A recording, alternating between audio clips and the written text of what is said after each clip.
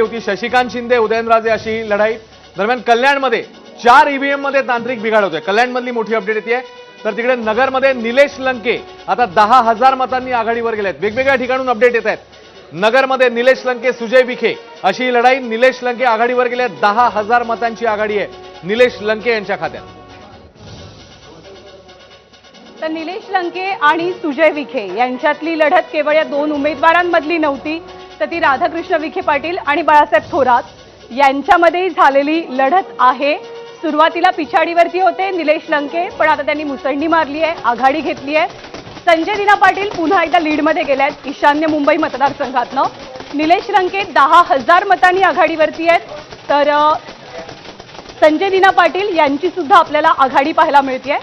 सुजय विखे पिछाडीवर गेलेत। पहिल्या फेरीपासून खरं तर सुजय विखे यांनी आपली आघाडी कायम ठेवलेली होती आणि मगाशी साताऱ्याची दृश्य बोलकी दृश्य होती। पश्चिम महाराष्ट्रातनं 2 राजे, एक शाहू महाराज छत्रपती आणि दुसरे उदयनराजे भोसले।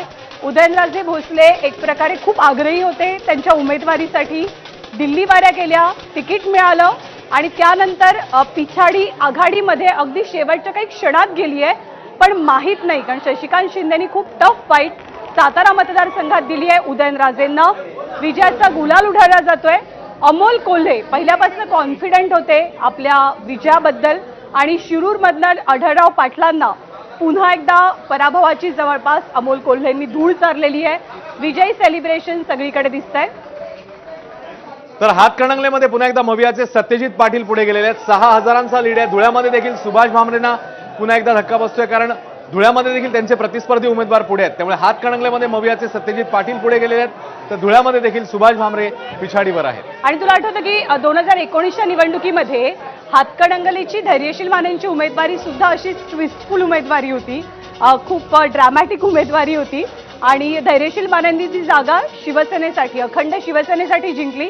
यावेळेला सुद्धा सत्यजित पाटलांना शेवटच्या क्षणी ठाकरे गटाकडनं